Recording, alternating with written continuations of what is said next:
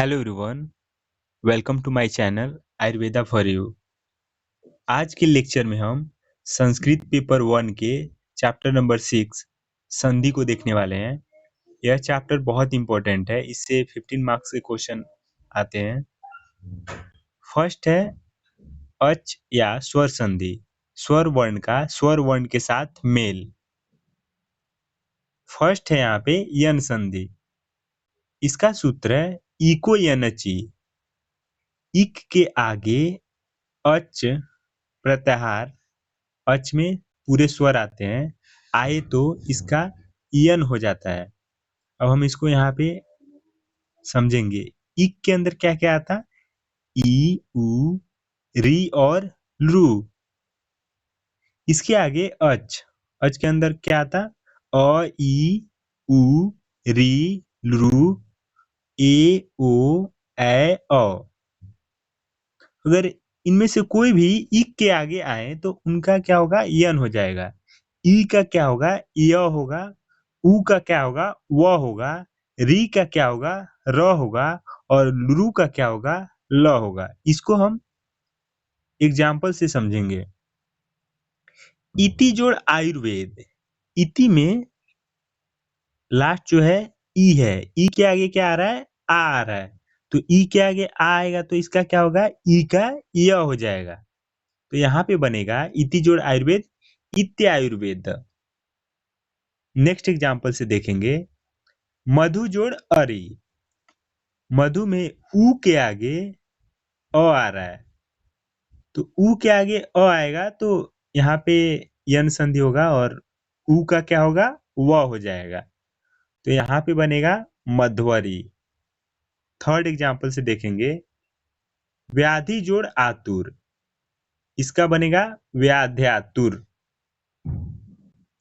Second संधि है गुण संधि, इसका सूत्र है आद गुण। अ या आ के आगे अच विजातीय आए, विजातीय मीन्स डिफरेंट आए, अ से या आ से डिफरेंट, तो उसका क्या होगा? गुण आदेश होगा। अ या आ के आगे ई या दीर्घई आए तो उसका ए होगा। अ या आ के आगे उ या दीर्घऊ आए तो उसका ओ होगा। अ के आगे री आए तो अर होगा। अ के आगे लुरु आए तो अल होगा। यहाँ पे सारे विजातीय आ रहे हैं, अ जैसा सिमिलर नहीं आ रहा है, आपको ध्यान में रखना है इनको। इसको हम एग्जाम्पल से देखेंगे। गंगा जोड़ उदकम, गंगा में आ के आगे उ आ रहा है, तो आ के आगे उ आएगा तो क्या होगा? उ क्या है? विजातीय है, तो इसका गुण संधि होगा और यहाँ पे बनेगा ओ हो जाएगा। तो गंगा जो उद्गम क्या होगा? गंगोदकम। सेकंड एग्जांपल है उप जोड़ इंद्र। अब प को भी आपको तोड़ोगे तो प हलन जोड़ अ आएगा, ऐसे ही सिमिलर सारे में करते हैं। तो अ के आगे क्या आ रहा है? ई आ रहा है, तो अ के आगे ई आएगा तो क्या होगा? ए हो जाएगा। तो उप जोड़ इंद्र बनेगा उपेंद्र। थर्ड एग्जांपल देखेंगे देवर्षि। अब हम उल्टा देखेंगे कि आपको एग्जाम में दोनों तरीके से देता है, जोड़ने का भी और तोड़ने का भी।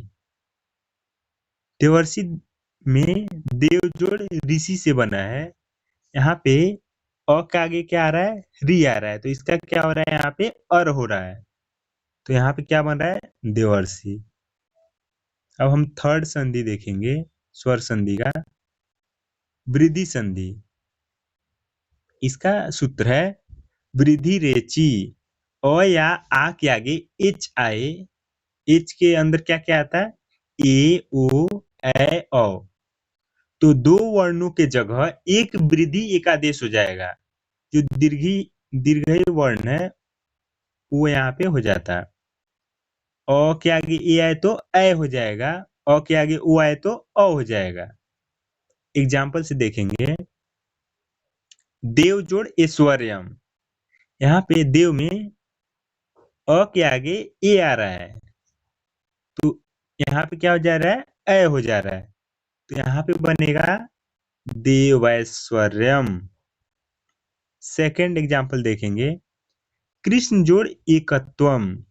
अ के आगे ए आ रहा है तो इसका क्या हो जाएगा, ए हो जाएगा वृद्धि संधि से। यहाँ पे बनेगा कृष्णैकत्वम। थर्ड एग्जाम्पल देखेंगे जो कि बहुत ही कॉमन रहता है, हमेशा कहीं ना कहीं दिख ही जाता है आपको। सदा जोड़ एव। अब यहाँ पे आ के आगे क्या आ रहा है, ए आ रहा है तो इसका वृद्धि हो जाएगा ए।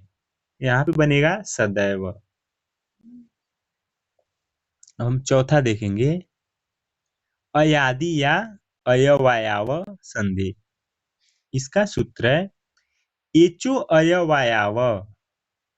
एच के आगे अच आ जाए। अब एच के अंदर क्या आता है, ए ओ ए औ, तो उसका क्या होगा, अयादि आदेश हो जाएगा। अयादि आदेश क्या होगा, ए का क्या होगा, ए होगा। ओ का क्या होगा, औ होगा।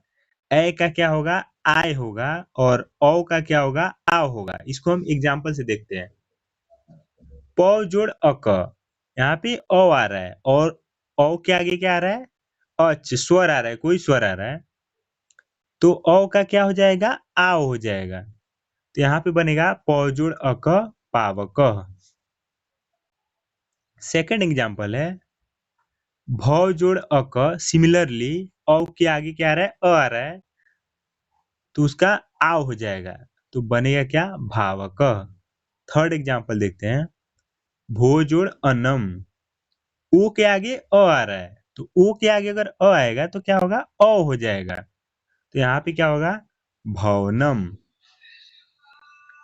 नेक्स्ट हम देखेंगे वांतो ई प्रत्यय। यह अयादि संधि का अपवाद सूत्र है। यकार आदि प्रत्यय जो य से शुरू होते हैं बाद में हो तो उसका क्या होगा, मतलब एच के बाद हो, ओ का क्या होगा, अ होगा। और औ का क्या होगा, आ होगा। एग्जाम्पल से देखेंगे तो क्लियर होगा। गो जोड़ यम, यहाँ पे ओ के आगे क्या आ रहा है, य आ रहा है। यह क्या है, यत प्रत्यय है तो इसका क्या हो जाएगा, ओ का क्या होगा, अ हो जाएगा तो यहाँ पे बनेगा गव्यम। ये भी मोस्ट कॉमन रहता है। अब हम पांचवा देखेंगे पररूप संधि। इसका सूत्र है एंगी पररूपम।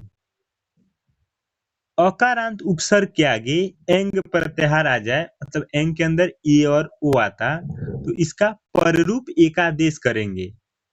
अ के अ के आगे ए आए तो ए ही रखेंगे और अ के आगे ओ आए तो ओ ही रखेंगे। यहाँ पे ह्रस्वीकार होता है, दीर्घिकार नहीं होता। एग्जाम्पल से देखेंगे, प्र जोड़ इजते। अब प्र जो है उपसर्ग अकारांत आ रहा है, अ के आगे क्या है, ए है तो इसको ए ही रहने देंगे। यहाँ पे बनेगा प्रेजते। नेक्स्ट एग्जाम्पल देखेंगे, उप जोड़ औसती। अ के आगे ओ आ रहा है तो यहाँ पे क्या होगा, ओ ही होगा दोनों मिलके।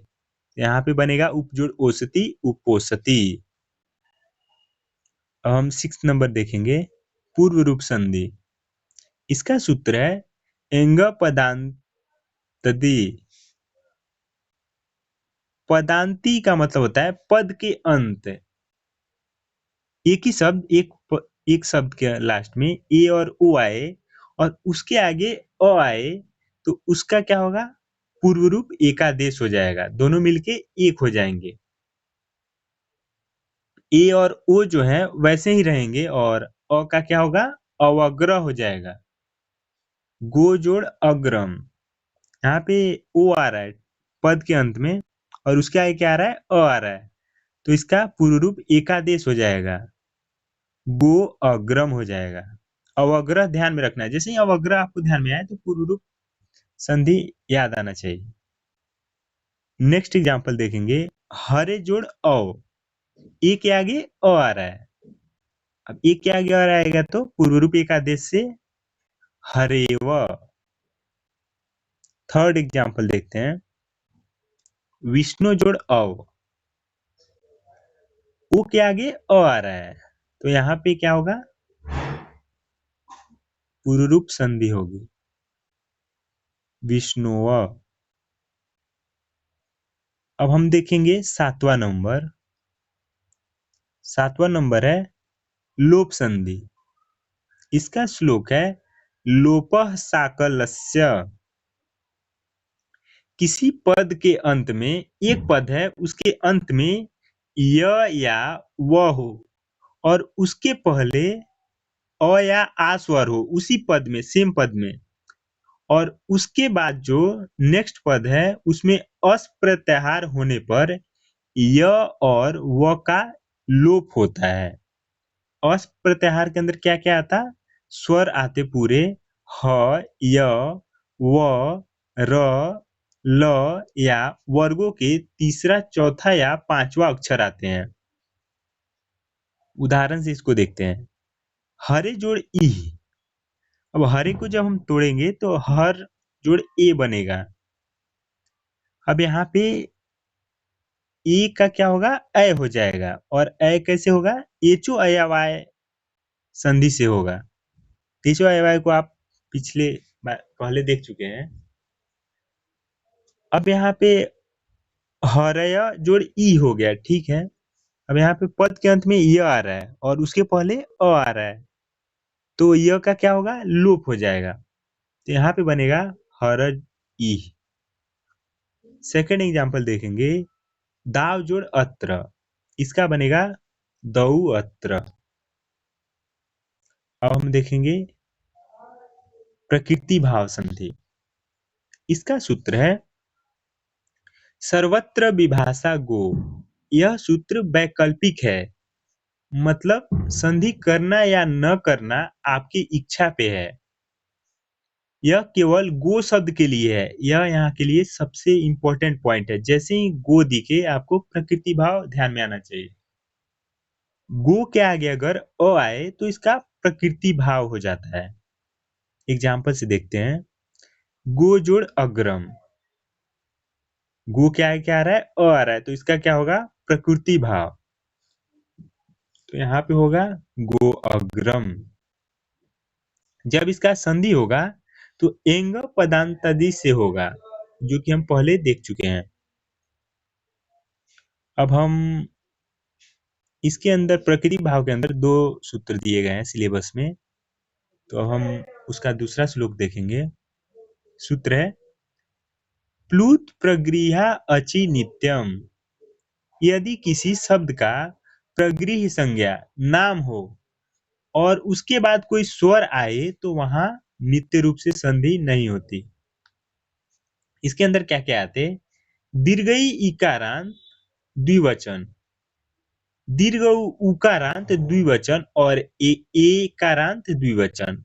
अब इसके अंदर क्या आता, हरि, विष्णु, वने, फले, ऐसे वर्ड आए संज्ञावाचक और उसके आगे स्वर आए तो वहां पे संधि नहीं होगी। हरि जोड़ एतऊ, क्या होगा, हरि एतऊ। विष्णु जोड़ इमऊ, विष्णु इमऊ। गंगे जोड़ अम, गंगे अम। तो यहाँ पे स्वर संधि है वो खत्म होती है। नेक्स्ट लेक्चर में हम व्यंजन संधि को